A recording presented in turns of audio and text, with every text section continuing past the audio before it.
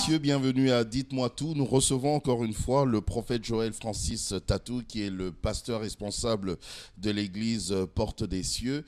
Nous avons eu la première émission, la première partie, où il a parlé justement du côté industriel, donc la 4e révolution industrielle. Aujourd'hui, il est venu pour nous parler justement des 4 révolutions spirituelles. Il est là, il a accepté notre invitation. Bienvenue, prophète. Merci beaucoup, tonton Jaco. C'est un grand plaisir d'être ici avec vous. Merci. Alors, j'aimerais qu'on puisse faire un petit récap. D'accord. La fois passée, vous avez parlé, vous avez fait un parallélisme entre les 4 révolutions spirituelles et les 4 révolutions industrielles. Vous avez même parlé de la nanotechnologie. Oui. On ne va pas encore rappeler cela, mais faites-nous un petit récap juste par rapport à ceux qui n'ont peut-être pas très bien compris, en résumé. D'accord. Il était question de pouvoir faire un parallèle entre la 4e révolution industrielle et spirituelle. S'il y a une 4e, c'est qu'il y a une première, une 2e et une 3e. Et tous les économistes, les anthropologues, les sociologues, les politologues savent que nous sommes à la veille maintenant de la 4e révolution industrielle. La première est celle du XVIIIe siècle, du charbon, de la machine à vapeur, de l'industrie métallurgique, de l'acier et des chemins de fer. La 2e révolution industrielle a été marquée par l'hégémonie de l'Allemagne et des USA, alors que la première était marquée par l'hégémonie de l'Angleterre, du Royaume-Uni. La 2e a été marquée par l'électricité, l'industrie de l'automobile avec l'Allemagne, les États-Unis. La 3e révolution industrielle a été marquée par la venue de l'Internet, email, e-commerce, tout ce qui a touché le numérique est venu avec la 3e révolution industrielle. Et vous allez voir, à chaque révolution industrielle, le monde a fait un bond sur le plan de la productivité, de la distribution et de la consommation. L'emploi a changé à chaque niveau de révolution industrielle. Et cela a touché le mode de vie de chacun. En fin du XVIIIe siècle, on n'avait pas de téléphone, on n'avait pas de lumière incandescence, on n'avait pas de voiture. Mais aujourd'hui, on commence déjà à penser aux voitures électriques, aux voitures qui vont voler dans l'espace. On commence à penser, aujourd'hui, on n'aurait jamais cru qu'à l'époque, au début des années 1900, on aurait pu avoir un téléphone cellulaire, parler sur vidéo, les hologrammes. Et aujourd'hui, tout a avancé rapidement. Et nous voulons dire aux gens que maintenant, nous sommes à l'aube et à la veille de la 4e révolution industrielle. Et c'est la révolution industrielle qui va marquer le début de ce qu'on appelle la manipulation de l'ADN, des gènes, la mort de la mort.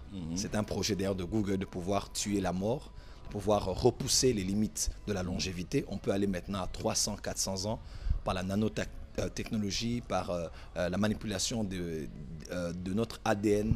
C'est la 4e révolution de la robotisation, c'est la 4e révolution voilà, de l'automatisation de tout ce que nous aurons tout autour de nous, la numérisation de tout ce que nous avons. Et c'est là où nous allons maintenant. Et je crois, tonton Jaco, que nous sommes effectivement à l'époque de l'accomplissement de la prophétie de Jésus. Jésus disait dans Matthieu, disait, cela arrivera comme au temps de Noé. Il dit les hommes mariés, les hommes se mariaient, ils mangeaient, tout ça, jusqu'à ce que le déluge est venu.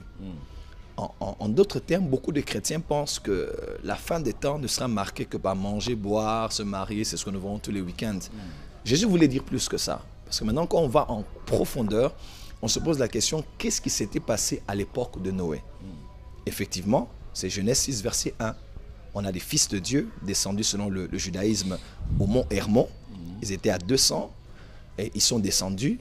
Et ils ont connu, le verbe en hébreu parle de, ils ont violé, ils ont connu par force les filles des hommes. Et ils ont eu avec eux une nouvelle race, une nouvelle espèce d'êtres humains qu'on appelle les Néphilim, Néphal, descendre, tomber, chuter, décadence, déchéance. Ils ont eu une nouvelle race qu'on a appelée les héros d'autrefois, c'est ce qu'on connaît, les Hercules, tous ces êtres-là qui sont mi-dieux. Ils ont existé réellement. Voilà, mi-dieu. C'est même la Bible qui en parle, elle dit que ce sont les héros, les hommes de renom d'autrefois. Ils sont même mythologie, voilà, de la mythologie. Oui. Pourtant, dans la mythologie juive et même dans la Bible, ces choses-là ont existé. Vous allez même voir Goliath de Gath était aussi un Néphilim, il était pas un être humain 100%. C'était un homme dont l'ADN n'était pas 100%. Il n'était pas à l'image de Dieu. Des fois, on se pose la question pourquoi Dieu a pu tuer toute l'humanité. C'est ça. Pourquoi Dieu, dans le temps de Josué, exigeait qu'on tue des villages, des villes, toute une nation? Pourquoi il devait en arriver là? Dieu n'était pas génocidaire. C'est simplement parce que à Cana, il y avait cette nouvelle espèce d'êtres humains qui était génétiquement modifiée. Les fils d'Anak, ils étaient aussi voilà, comme ça, exactement, géants? exactement. Okay. Donc c'était des êtres humains génétiquement modifiés. Et l'histoire même du judaïsme raconte qu'ils ont connu des animaux. C'est ce qu'on a les mythes des capricornes. Tout ça, c'est des êtres humains, moitié homme, moitié animal. Il y a eu au fait mixage de l'ADN, mixage de tout, au niveau des arbres, des fleurs, des animaux. On a mixé les animaux, mixé les êtres humains, mixé deux espèces. Et la terre était corrompue. C'est là maintenant qu'on dit que Noé a trouvé grâce aux yeux de Dieu. Et on dit que parce qu'il était parfait. Quand vous lisez parfait ou intègre en hébreu, le mot qui est utilisé là ne dit pas valeur, caractère, mode de vie, mais ça veut dire il était parfait génétiquement. Okay. Biologiquement parlant, il était pur. Et si par exemple on peut croire en la théorie qui peut nous dire que Noé et sa famille étaient les seuls sur la terre qui n'étaient pas génétiquement modifiés. Ainsi Dieu a éradiqué toute la surface de la terre, et cela parce que le diable savait que c'est de la postérité de la femme qu'allait venir le Messie. Alors, il faisait tout qui est dépravation sexuelle, que les géants aient des enfants partout pour que la race pure ne puisse, puisque la race pure disparaisse.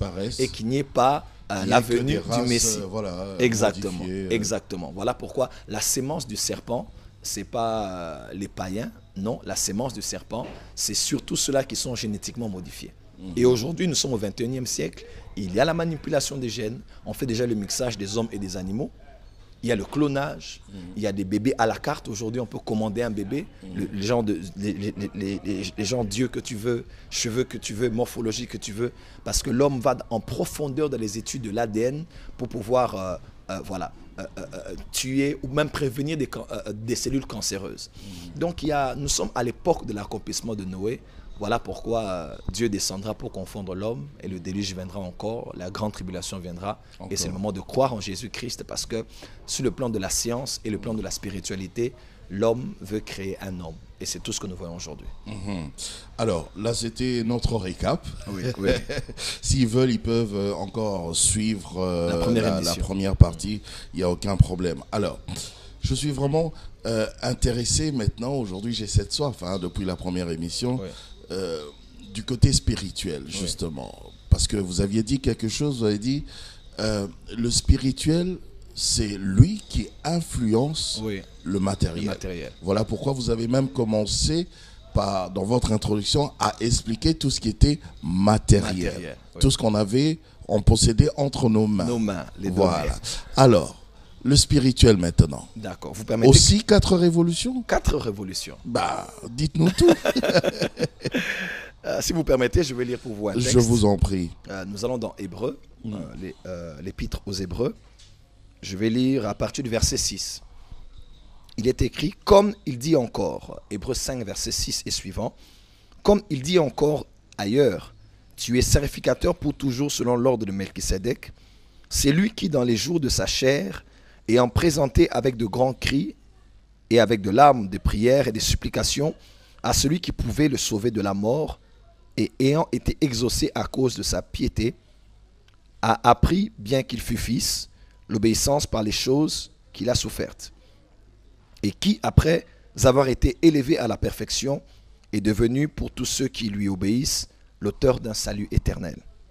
Verset 10, Dieu l'ayant déclaré souverain sacrificateur selon l'ordre de Melchisédek, nous avons beaucoup à dire. Là, c'est celui qui a écrit qui dit, bon, il a fait une pause, il dit, nous avons beaucoup à dire là-dessus, et des choses difficiles à expliquer, parce que vous êtes devenus lents à comprendre, lents à la compréhension.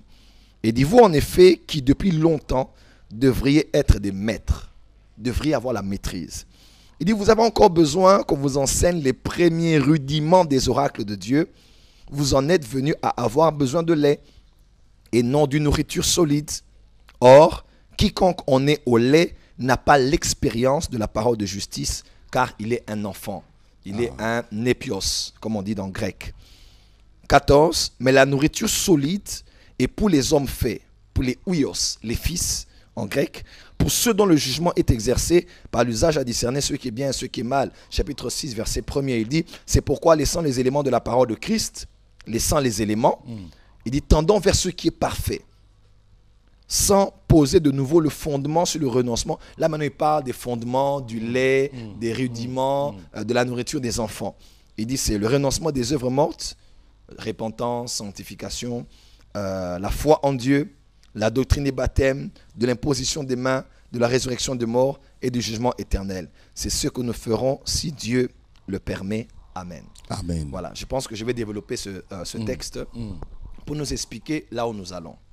Alors, autant il y a une 4e révolution industrielle à laquelle nous faisons face dans cette nouvelle décennie 2020-2030, selon ceux qui sont dans la technologie.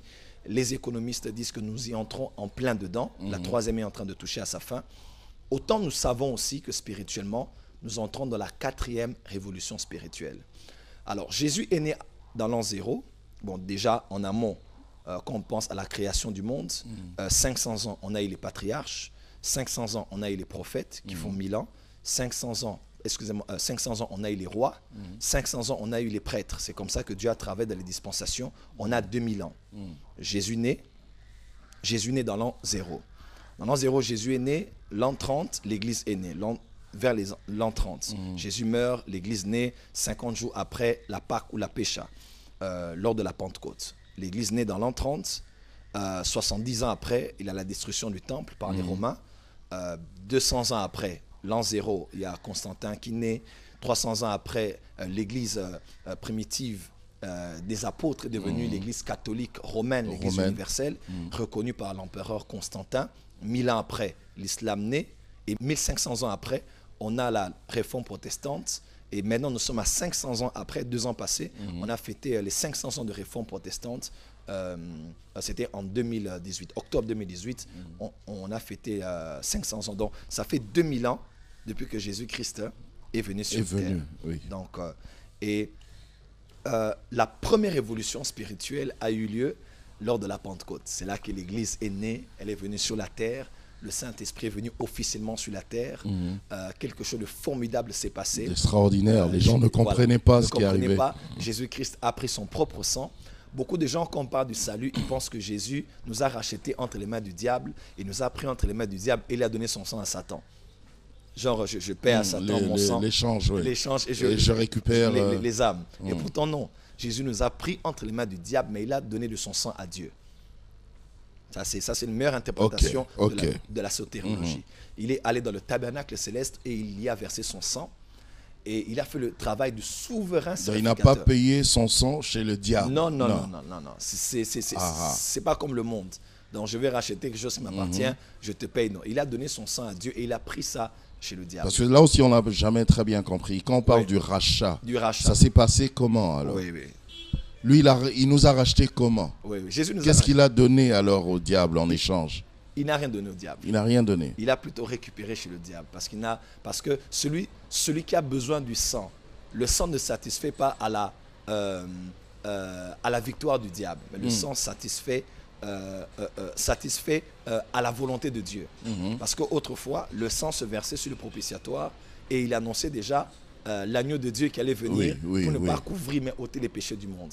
Et quand Jésus-Christ a fini son travail de souverain sacrificateur, comme cela se faisait, Dieu a pris maintenant l'huile et il a versé sur sa tête. On dit c'est comme l'huile qui tombe de la tête à la barbe d'Aaron, jusqu'au bord de ses vêtements, parce que c'est là que Dieu répond la bénédiction et la vie pour l'éternité. Effectivement, lorsque le Père a versé de l'huile sur Jésus-Christ là-bas et qu'il a fait asseoir à sa droite, il a déclaré souverain sacrificateur selon l'ordre de Melchisédek.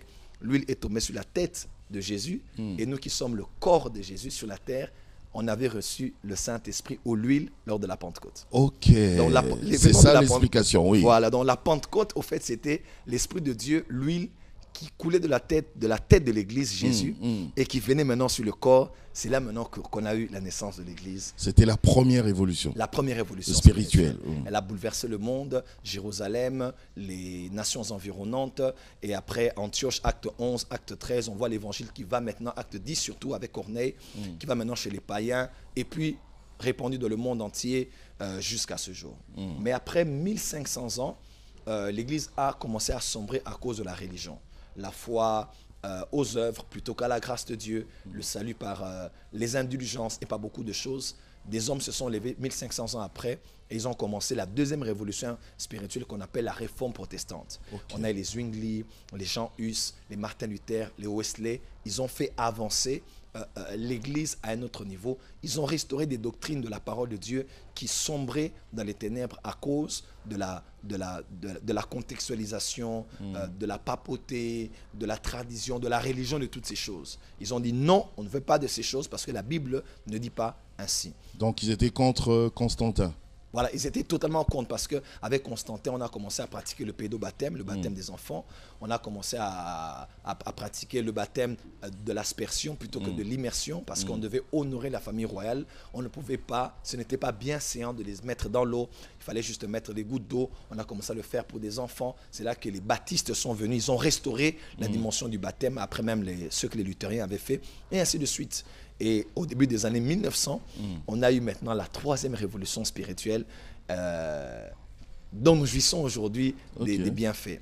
Le grand réveil qui a eu lieu, beaucoup de gens le savent, c'est le réveil de Azusa Street, sur une avenue 312 Azusa Street.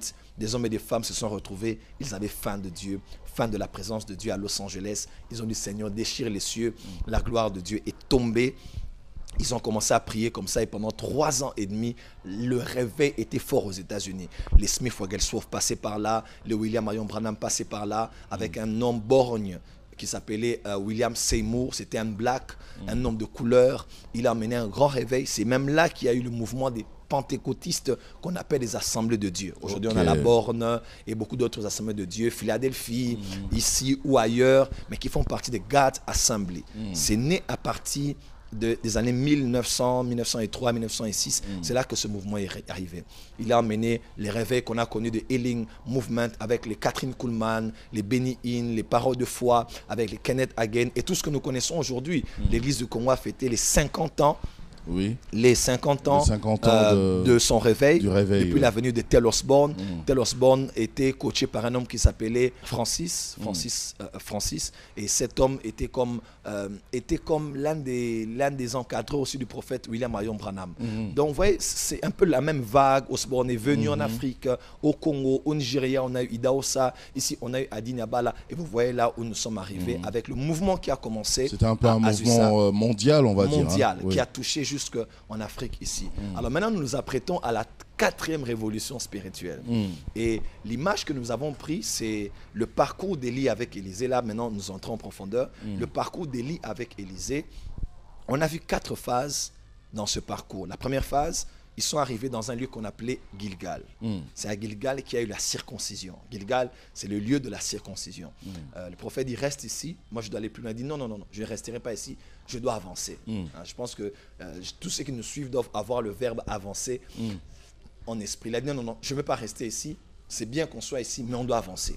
Ils ont quitté Gilgal, le lieu de la circoncision. Ils sont arrivés à Bethel, la maison de Dieu, la porte des cieux, Genèse 28. Il y avait l'échelle, les anges qui montaient. Voilà, la maison de Dieu.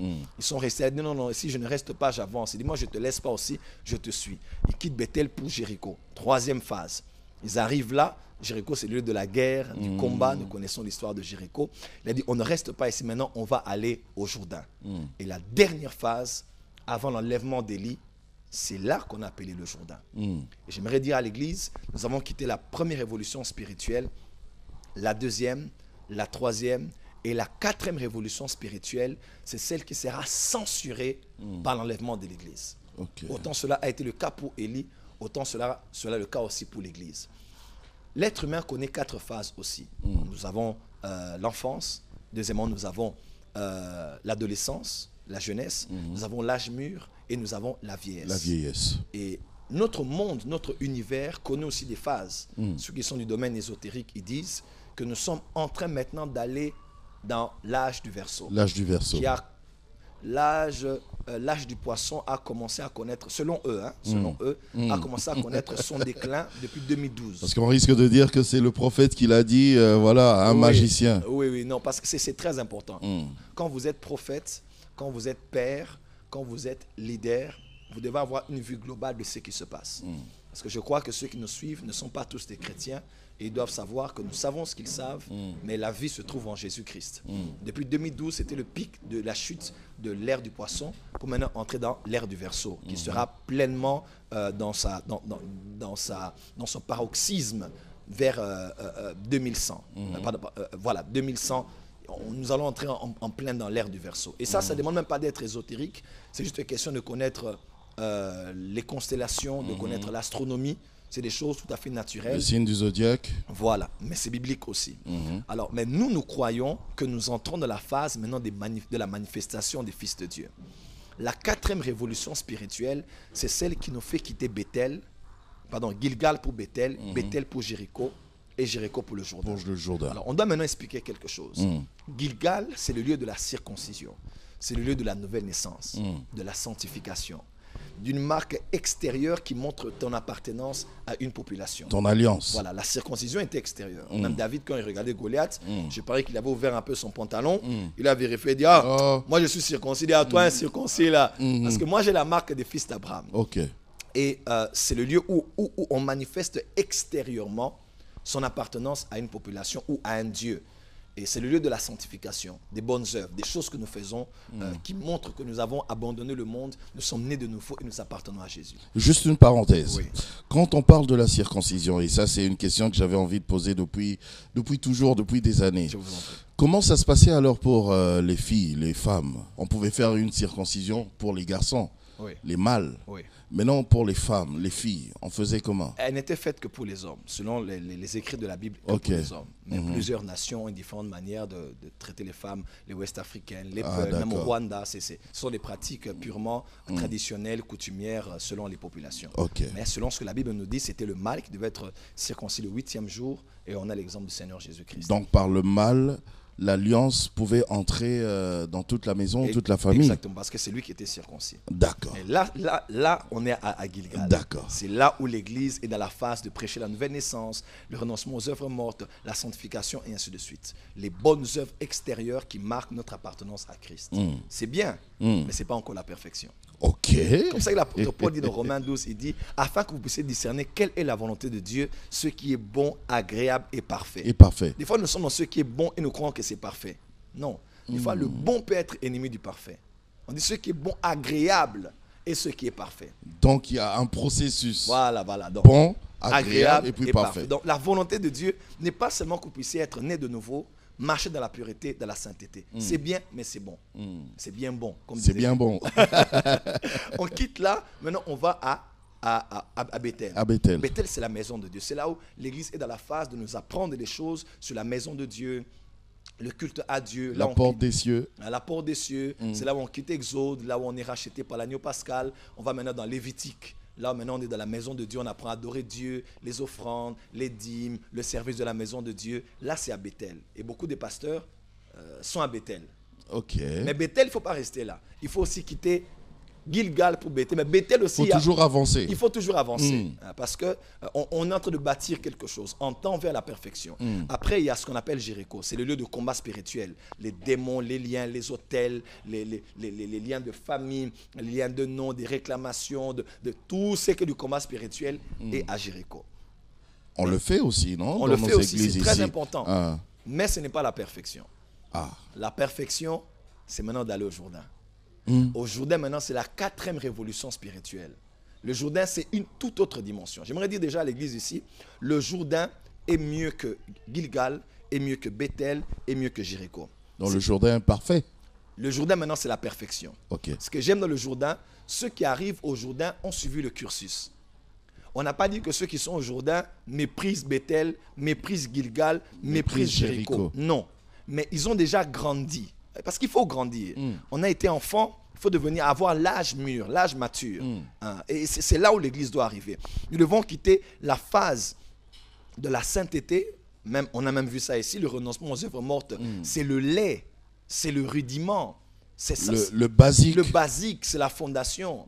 Mais ce n'est pas le toit. Ce ne sont pas les murs, ce ne sont pas les meubles. Voilà. Donc, ça c'est fondamental. On continuera même à parler de ça dans le Jourdain. Même dans le Jourdain. Mais à une autre dimension. Parce qu'au Jourdain, le Jourdain, c'est la dimension de l'ascension. Ok. Le Jourdain, c'est la dimension du ciel ouvert. C'est la dimension des chars. C'est la dimension des transferts des manteaux. C'est la dimension de l'ascension de la spiritualité, où on peut voir quelqu'un monter, on peut voir des anges venir. C'est le lieu des mystères des choses spirituelles. Mes frères et sœurs... Mais on le vivait déjà à Bethel, non? Oui, à Bethel, c'est bien, on peut te dire, crains Dieu. Mais quand tu avances, surtout dans une époque comme celle-ci, où la technologie satanique est arrivée à un autre niveau, on peut vaincre une immoralité par un nouveau principe. Par exemple, je peux fuir l'impudicité, parce que c'est l'impudicité. Je ne sors pas de ma maison, je vais pas à l'hôtel, je t'aime mon téléphone, je fuis l'impudicité. Maintenant, quand c'est l'esprit de l'impudicité, l'esprit d'impudicité, c'est autre chose. On ne combat pas l'impudicité, on ne combat pas l'esprit d'impudicité avec l'obéissance, en fouillant. Mais là, il faut maintenant entrer dans Ésaïe 6. Là, on dit les 7 esprits de Dieu, l'esprit de crainte de l'Éternel.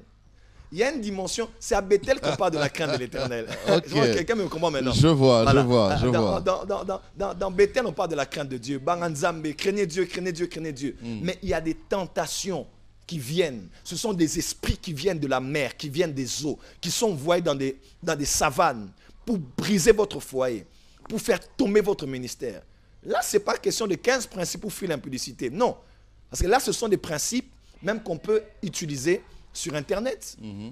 On peut le prêcher à n'importe qui. D'autres religions peuvent s'en servir. C'est des principes humains, des disciplines. Éteins le téléphone, évite ceci, évite cela. Mais quand c'est un esprit qui vient pour dominer ta dimension spirituelle, tu n'as pas besoin de la crainte de l'Éternel. Tu as besoin de l'esprit de crainte de l'Éternel. Okay. Voilà pourquoi celui qui a écrit Hébreu a dit, on doit maintenant essayer d'évoluer. Mais les enfants de Dieu ne veulent pas évoluer. Tout ce qu'ils veulent, c'est l'évangile, c'est simple. Prêchez-nous Jésus, prêchez-nous la croix. Bon, mais c'est ça, prêchez-nous Jésus. Voilà. Prêchez-nous la croix, voilà. Prophète. Nous prêchons Jésus, mais on a expliqué la différence entre Jésus et Christ. Oui, dans la première partie. Voilà, maintenant ça c'est pas Bethel. Ça, c'est les enseignements du Jourdain. C'est maintenant là qu'on commence à creuser, à vouloir grandir. En mûrir. En mûrir. Tonton Jaco, la plupart de nos chrétiens dans nos églises, je n'ai pas honte de le dire, sont des papas et des mamans qui ont 20 ans de vie chrétienne, 30 ans de vie chrétienne, mais spirituellement avec des bavettes et des biberons qui ont toujours besoin de manger le lait jusqu'aujourd'hui. Vous poserez la question à quelqu'un qui a fini en droit, à l'UPC ou ailleurs, 5 ans. Il a été enseigné par différents professeurs. Ils ne sont pas forcément des chrétiens. Il a passé 5 ans à l'université. À l'université pour le droit, ou 7 ans pour la médecine, ou bien pour l'économie. Mais après 5 ans, avoir fait son travail de... son TFC, voilà, et son dernier travail, voilà, sa thèse, vous allez voir quelqu'un qui a fini en droit international, maîtriser les articles, maîtriser les codes, maîtriser son domaine, juste 5 ans. Donc il devient maître, professeur assistant, 5 ans seulement, mais enseigné par des hommes qui sont peut-être pas des chrétiens, qui sont des athées, mais quelqu'un sort de 5 ans, après avoir été tous les jours en train d'être formé, il devient maître dans le droit, maître de la maîtrise, maître dans l'économie, maître dans les sciences politiques. Mais qu'est-ce qui fait que nos chrétiens dans nos églises, après 10 ans de vie chrétienne, après 15 ans de vie chrétienne, après 25 ans de vie chrétienne, ils ne maîtrisent rien. Et pourtant, ils sont enseignés tous les jours par des hommes de Dieu. Ils suivent des prédications à la radio, à la télé, des séminaires, des conventions, sur Internet, par WhatsApp, par Instagram, partout. Mais les chrétiens ne veulent pas grandir. Ils sont toujours dans les débats tels que pourquoi est-ce qu'on doit prier en langue au micro? Dans les débats tels que pourquoi est-ce que tout le monde est tombé sous l'onction mais le caméraman n'est pas tombé? Pourquoi payer la dîme? Voilà, on fait encore des débats qui ont eu lieu au Moyen-Âge. À l'époque de l'église primitive, parce que grandir, c'est aussi une question de volonté. Les chrétiens ne veulent pas grandir, ils veulent seulement continuer à manger le pain qu'on a plongé dans le lait, parce qu'ils veulent rester des bébés. Vous allez voir un chrétien qui a 20 ans de vie chrétienne, oh, nous on a duré dans cette église, nous on connaît, mais tu ne connais rien de la pneumatologie, rien de la sotérologie, rien de l'eschatologie. Rien. Et si je te pose la question, sotérologie, c'est quoi? Tu ne connais pas. Mais pourtant, une maman témoin de Jéhovah, à 5 ans, elle maîtrise leur Bible, elle maîtrise leur brochure. Une maman ou bien un papa branamiste maîtrise. Et beaucoup de nos chrétiens fouillent les témoins de Jéhovah, fouillent les branamistes quand ils viennent faire des débats à la maison parce qu'ils ne maîtrisent rien. Tout ce qu'ils savent, c'est faire des débats sur le buzz qu'il y a sur les réseaux sociaux, parler, attaquer, critiquer, mais on ne veut pas grandir. Quel est ce comportement maintenant à adopter, à avoir pour les enfants de Dieu par rapport au Jourdain, par rapport à cette quatrième révolution spirituelle? J'aimerais peut-être j'aimerais vraiment vous choquer. Au fait, je crois maintenant que les hommes de Dieu, les prédicateurs, doivent risquer d'arrêter avec le lait et de donner la nourriture solide. La prochaine décennie, la nouvelle décennie est la décennie de la spiritualité. C'est la décennie, regardez Netflix, 3 sur 4 des films aujourd'hui touchent la technologie, les sciences et la magie et l'occultisme. Nous allons voir ces choses de plus en plus dans les universités, à la télé, les dessins animés que nous connaissions autrefois, les Judo Boys et tout ça. C'est plus comme ça aujourd'hui. Même nos petits-enfants regardent des dessins animés avec des monstres, avec des astres qui parlent aux enfants. Donc, notre avec monde, des magiciens, notre monde est saturé par la magie, saturé par la sorcellerie. Et il est irresponsable pour que l'Église ait des prédicateurs qui les font rester à Gilgal ou à Bethel. Là où nous allons maintenant, c'est l'ère de l'ascension de la spiritualité. Et il faut que les enfants de Dieu manifestent leur dimension de divinité. C'est le temps de monter en esprit. C'est le temps de manifester notre nature divine. C'est ce que la Bible dit alors. Voilà. C'est exactement ce que la Bible dit. Le monde attend avec un ardent désir la manifestation des fils. Voilà. Maintenant, que veut dire ce verset-là? Ce verset veut seulement dire Adam a été créé avec la même matière qui fait de Dieu Dieu. Adam était le reflet de Dieu dans la création. Lorsqu'Adam marchait, on ne voyait pas Dieu, mais on voyait Dieu au travers d'Adam. Comment un seul être humain pouvait nommer toutes les espèces végétaux, des animaux, la faune, la flore, sans se répéter. Il a nommé et le mâle, et les femelles, et les petits. Certains même croient qu'il allait sous l'eau pour les nommer. C'est quel genre de cerveau que Adam avait? Enfant de Dieu. Adam n'était pas n'importe qui. Adam, c'était Dieu sur la terre. Il reflétait Dieu. Il était à l'image et à la ressemblance de Dieu. Les animaux, toute la création. La création, c'est quoi? C'est ce que Dieu a créé du 1er au 6e jour. Donc, les étoiles, la faune, la flore et tout ce qu'on voit, c'est ce qu'on appelle la création. Et Dieu a créé l'homme le 6e jour et s'est reposé le 7e jour.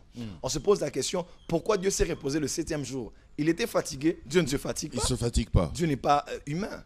On appelle ça de l'anthropomorphisme, attribué à une divinité un caractère humain. Dieu ne se repose pas parce que Dieu est Dieu et Dieu ne connaît pas de fatigue. Mais Dieu s'est reposé parce qu'il avait créé un nouveau créateur. Voilà pourquoi Dieu a créé l'orange, mais l'homme a créé le jus d'orange. Dieu avait créé un nouveau. Je pense que là maintenant, nous allons au Jourdain. C'est ça qui se passe dans le Jourdain. C'est ça maintenant, où l'homme maintenant agit comme Dieu. Le petit d'un chien, c'est un chien, d'un chat, c'est un chat, d'un Dieu, c'est un Dieu. Vous êtes des dieux. Vous allez vous être des dieux. Mais vous voulez toujours qu'on vous parle des liens, des démons, des chaînes, des liens. Je vous dis, au Jourdain, il n'y a pas de Jéricho. Nous allons à un niveau où on ne peut pas libérer les autels d'une nation tant qu'on a des autels de réclamation de la famille. Nous allons maintenant dans la phase de la perfection où nous, Christ et Dieu, allons faire un. Nous allons devenir un avec le grand tout et agir comme Dieu sur la terre.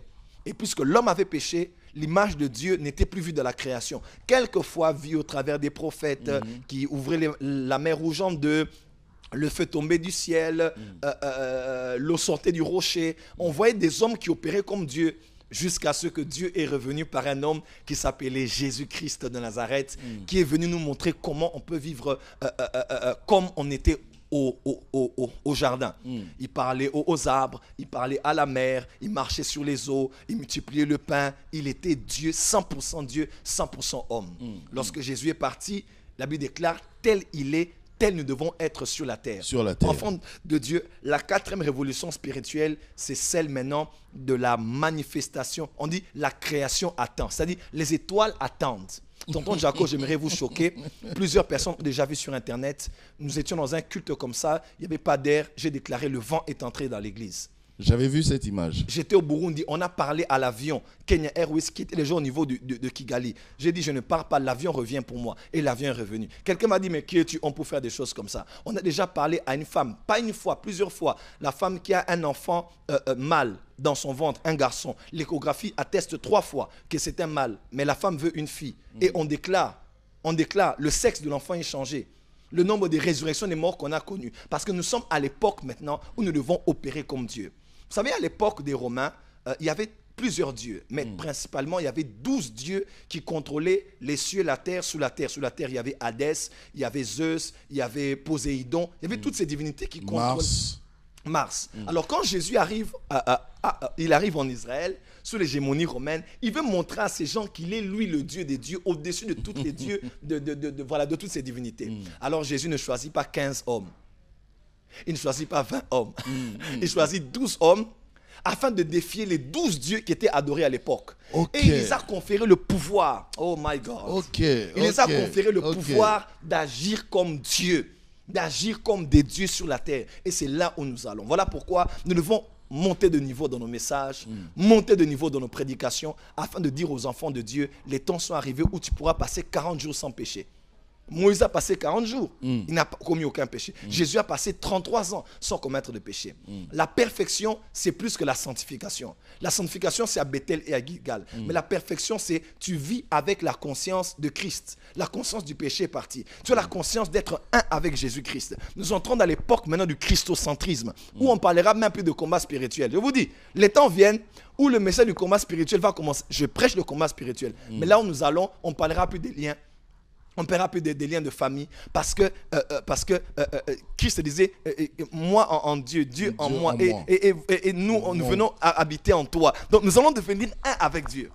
C'est là où nous allons maintenant. Une formule homogène. Voilà. Le monde parle des X-Men, de ces êtres qui contrôlent le froid, le vent et consort. Maintenant, nous allons... Les avatars. Voilà, c'est là où nous allons maintenant. Ou avec les dons spirituels, aujourd'hui, beaucoup de gens qui suivent dans nos services ou de plusieurs autres hommes de Dieu, comment je peux être On pourra contrôler l'air, enfin, vous l'avez fait. Oui, mais comment je peux être ici et aller en Guinée-Conakry? Vous l'avez fait, oui. Et aller en Guinée-Conakry. On a des débats comme sortir de son corps. Ce débat-là était un débat de Bethel. Parce que les enfants de Dieu ne veulent pas grandir. Mais ça, c'est la magie, non? Les gens... C'est la magie, c'est la sorcellerie. Il y a plus que la magie en Dieu. Ceux qui viennent à la sortir du corps, prophète. Voilà, ça c'est... Ou alors vous voulez de manière subtile, petit à petit, nous faire avaler ça. Que comme on sera au Jourdain maintenant, il faut qu'on arrive même à sortir du corps. Ce n'est qu'une expression. À gérer le vent, à gérer le feu, l'air. C'est là où nous allons. Là où nous allons ressusciter 15 morts dans un cimetière. Là où en un culte, 15 millions d'âmes vont recevoir Jésus. Là où on va entrer dans des léproseries et tous les lépreux vont sortir de là. Là où, comme Catherine Kuhlman prophétisait, disait, il n'y aura pas un seul malade dans le corps du Christ. C'est là où nous allons. Là où la création verra de nouveau Adam revenir dans le jardin. Mais là, ce n'est plus le Adam. Le Adam du jardin d'Éden. Là maintenant, c'est ceux qui sont nés en Dieu, nés en Christ, qui vont commencer à opérer comme Dieu. Les gens viennent dans nos cultes. On a eu récemment un frère qui est venu de la Guinée-Conakry. Il est venu, je n'avais aucun message pour lui. J'ai dit on va prier et Dieu va nous aider à aller en Guinée-Conakry. Et on est allé en esprit en Guinée-Conakry. Les gens viennent, on part en Martinique, aux États-Unis, parce que par l'onction prophétique, par le Saint-Esprit, on a la capacité d'être sans limite aujourd'hui. Et c'est là où je crois que l'Église est en train d'aller. On pourra même traverser les murs. Oui, papa. Le Jésus en qui nous croyons n'est pas le Jésus des 3 ans à Jérusalem. C'est le Jésus ressuscité. Nous ne sommes pas le corps du Christ de Nazareth. Nous sommes le corps du Christ, celui qui est ressuscité. Et nous allons vivre des choses de telle manière que je suis ici, je prêche, je finis et je disparais, j'apparais. Mais on a vu ça à l'époque de Philippe, même à l'époque d'Élie. Les gens croyaient que Dieu avait enlevé Élie et l'avait jeté ailleurs. Les enfants de Dieu croient en ce que la Bible dit, mais ne croient pas en ce que Dieu fait aujourd'hui. Voilà pourquoi Branham disait, les hommes croient en ce que Dieu avait fait, mais ne croient pas en ce que Dieu fait actuellement. Et pourtant Dieu se révèle comme je suis. Dieu est Dieu. Et si les magiciens peuvent faire ce qu'on fait, regardez sur Internet, des magiciens en Angleterre, des magiciens aux États-Unis qui font des choses, qui volent dans l'espace. Le temps est arrivé où les enfants de Dieu vont vivre comme des dieux, vont opérer dans la nature de Dieu, dans la pureté, dans l'amour, dans la compassion, mais vont aussi opérer dans des dimensions de manifestation incroyables. Et c'est là où nous arrivons aujourd'hui. Permettez-moi de poser cette question. Vous dites que, d'accord, Jéricho, on va atteindre cette dimension, on doit grandir parce qu'on doit mûrir, on doit croître. Alors, maintenant, ceux qui sont censés boire du lait, oui. On va les laisser comme ça? Parce que dans nos églises, il y a aussi des nouveaux convertis, non? Oui. Qui viennent jusqu'aujourd'hui. Oui. Maintenant, eux, ils vont venir. Vous, prophètes, vous êtes déjà dans les enseignements du Jourdain. Vous êtes déjà dans la nourriture solide. On va faire comment? C'est une question de pédagogie. Dans mon église, j'ai des messages très hauts, très forts. Il semble que ceux qui m'écoutent beaucoup ont difficile à écouter d'autres messages. Vous êtes toujours très haut. C'est ça le problème. Alors, je pose cette question, justement. Dans les applications, je suis bas maintenant. On n'aura pas de place chez vous, là, à la porte des cieux. Non, non, pas du tout. Nous avons des cultes le mardi, des affermissements. Et ceux qui me connaissent savent que je suis haut, mais je fais toujours tout dans les applications, que tout le monde puisse se retrouver. Okay. Mais il ne faut pas avoir peur parce que c'est quelque chose de global qui se passe et il faut qu'on puisse mettre à niveau le corps du Christ par rapport à ce que le monde traverse et par rapport aux défis que nous avons. Nous avons des nations à gagner, nous avons des régions, la fenêtre disque, il y a plusieurs fenêtres dans le monde qui sont impénétrables aujourd'hui. La magie prend de l'ascension, l'occultisme de l'ascension. On ne peut pas laisser des chrétiens à des enseignements seulement 12 principes pour vaincre le stress, 3 principes pour vaincre la peur, 14 principes pour fuir la tentation. Je pense que même dans les applications de ces messages-là, on doit maintenant un peu connaître une ascension spirituelle pour maintenant quitter le lait et commencer à manger la nourriture solide. Et quand vous lisez dans Hébreu, là c'est pour la 3e émission peut-être, le contexte de ce que Hébreu disait, il parlait maintenant de l'ordre de Melchisédek. Ok. Quand il parlait de vous qui devriez être maître maintenant. Voilà. Il parlait de l'ordre, puis il a dit je m'arrête là. Parce que j'ai des choses à dire à ce sujet, mais vous êtes dur à comprendre. Dur à comprendre. Et pourtant, notre Jésus... C'est ce qui se passe jusqu'aujourd'hui. Hein. Notre Jésus que nous aimons... On est devenu dur à comprendre. Oui, notre Jésus que nous aimons, il n'est pas seulement notre sauveur, notre chouchou, notre amour, mais il est aussi souverain sacrificateur selon l'ordre de Melchisédek. Et la nouvelle décennie, c'est la décennie de l'ordre de Melchisédek. Que je compte. À suivre. À suivre. Alors, qu'est-ce qu'on peut retenir grosso modo aujourd'hui dans cette deuxième partie? J'espère que on a pu tout épuiser, hein? J'espère. Mais sinon, s'il y a des questions qui restent en suspens, écrivez-nous, continuez à nous écrire, on va voir comment est-ce qu'on pourra faire. Mais qu'est-ce qu'on peut retenir, prophète? La création attend avec un ardent désir de voir Dieu à nouveau. Comme dans le jardin, de le voir aujourd'hui contrôler les animaux, contrôler l'air, contrôler la nature, se contrôler eux-mêmes aussi, être loin du péché, loin de l'iniquité. Nous allons maintenant dans la phase où nous quittons la sanctification pour aller vers la perfection, dans l'amour, dans la pureté et dans une vie à un standard élevé. C'est là où nous allons. Avant l'enlèvement, pour clôturer, l'apôtre Paul a dit aux Éphésiens, elle paraîtra devant lui comme une église glorieuse, sans tache, ni ride, ni rien de semblable. Elle atteindra quoi? La stature parfaite de Christ. Je pense que ces quelques versets que j'ai donnés sont les plus éloquents pour montrer que tel il est, tel nous allons être dans ce monde. Bienvenue au Jourdain. Courir vers la perfection. Bienvenue au Jourdain. Merci. Bienvenue au Jourdain. Bienvenue prophète au Jourdain. Hein. Bienvenue à vous aussi. Merci. Merci de nous avoir suivis. On va se retrouver la prochaine fois. Comme je vous ai dit, s'il y a des questions qui restent en suspens, continuez à nous écrire. On va voir, on va lire sur vos commentaires et on verra éventuellement comment est-ce que nous pourrons gérer ça avec le prophète Joël Francis Tatou, s'il sera disponible, bien sûr. Je le serai toujours pour vous. En tout cas, merci de tout cœur de nous avoir suivis. On se retrouve la prochaine fois pour un autre numéro de Dites-moi tout. Au revoir.